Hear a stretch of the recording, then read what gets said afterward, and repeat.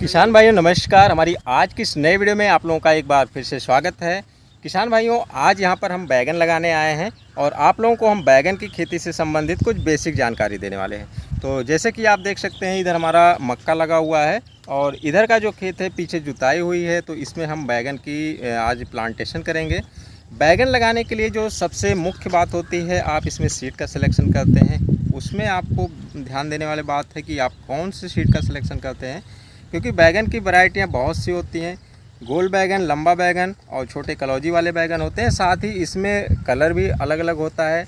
सफ़ेद कलर होता है, गुलाबी रंग का होता है, रेड में होता है, डार्क रेड में, और इसमें वायलेट, डार्क वायलेट, बैगनी काले कलर का होता है, ग्रीन कलर का होता है। बहुत से टाइप हैं बैगन के। तो ज़रूरी है कि आप अपने मार्केट का सर्वे कीजिए। आपके मार्केट में कौन से कलर और कौन से साइज़ का बैगन ज़्यादा चलता है, उसी के हिसाब से आप वैरायटी का सिलेक्शन करें। मुख्य रूप से हमारे क्षेत्र में जो एक तो गोल बैगन चलते हैं और दूसरा लंबा वाला बैगन है, और सफ़ेद छोटा बैगन जो अंडेकार में होता है वो कलौजी के लिए काफ़ी अच्छा चलता है। हम यहाँ पर जो लंबा वाला बैगन गुलाबी कलर का होता है उसकी खेती करेंगे, और इसके लिए जो सबसे बेहतरीन सीड है, इसमें सनग्रो कंपनी का 704 वैरायटी आती है।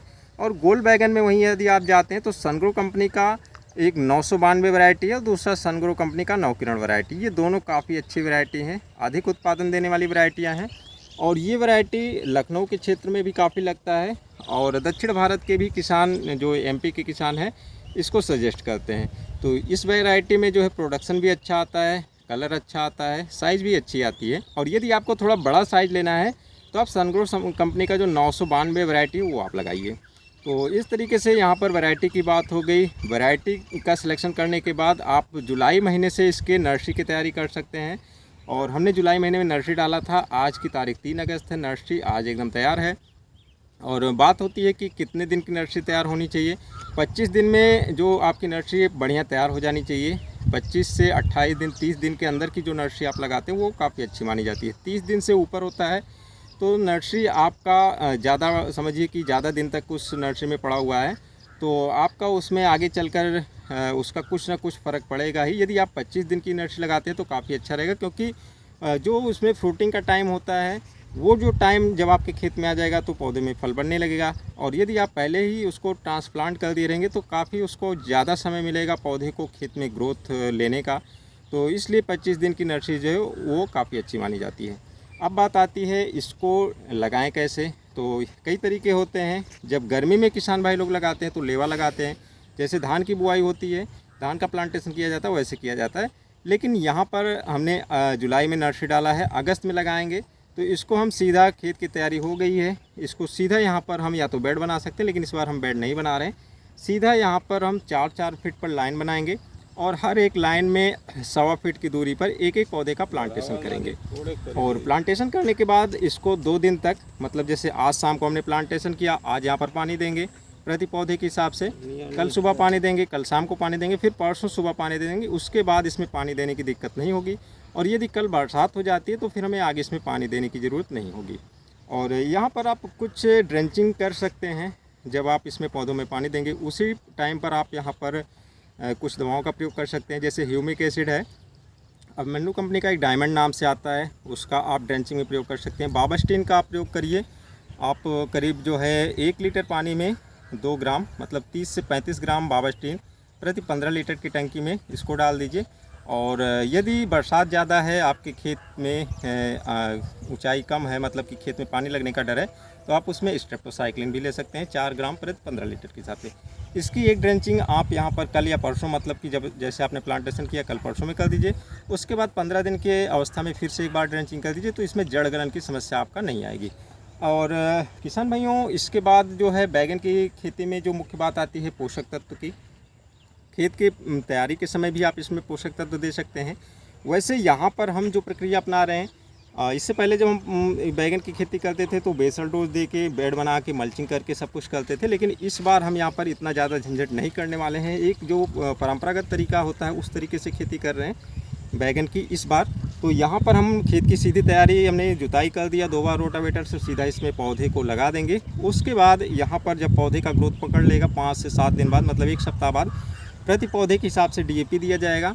उसके बाद जब 15 से 20 दिन बाद इसकी गुड़ाई होगी, गुड़ाई होकर फिर मिट्टी चढ़ेगी, उस टाइम पर हम यहाँ पर जो मुख्य पोषक तत्व होते हैं, माइक्रो न्यूट्रिएंट होते हैं और जो जैम होते हैं उसको देंगे और उसके बाद इसकी मिट्टी चढ़ा देंगे। इसका एक अलग तरीका होता है, क्योंकि जब हम मल्चिंग लगा देते हैं तो खरपतवार नहीं उगते हैं। जब हम बिना मल्चिंग की खेती करते हैं तो इस तरीके से हम बैगन लगा देते हैं, बीच में जैसे ही खरपतवार उगेगा उसकी गुड़ाई हो जाएगी, फिर उसको मिट्टी ऊपर से चढ़ा दी जाएगी।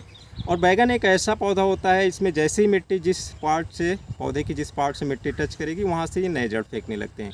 तो इसका भी एक अलग फ़ायदा मिलता है। हम बाद में मिट्टी चढ़ाते हैं तो उसमें जड़ों की संख्या बढ़ जाती है, मतलब ज़्यादा मात्रा में जड़ मिट्टी में फैलते हैं, तो पौधे का ग्रोथ काफ़ी अच्छा होता है।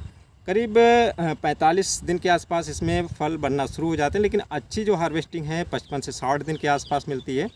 तो इस तरीके से जब हम इसमें मिट्टी चढ़ा के बेसल डोज में सब कुछ खाद वाद दे देते हैं, करीब 60 दिन के आसपास से यहाँ पर हार्वेस्टिंग शुरू हो जाती है। जैसे ही इसमें नई नई कोपलें निकलती हैं, इसमें पौधे आगे ग्रोथ लेते हैं, तो उसी इसकी जो ब्रांच होती हैं यहीं पर इसकी मक्खियाँ अंडे दे देती हैं और वहीं से कीड़े इसके तने में घुस जाते हैं, अंदर से ही इसको चाल चाल कर खाते रहते हैं और इस तरीके से पौधे में आगे पोषक तत्व नहीं जा पाता, वहीं से पौधे का वो पार्ट है वो सूख कर नीचे लटक जाता है।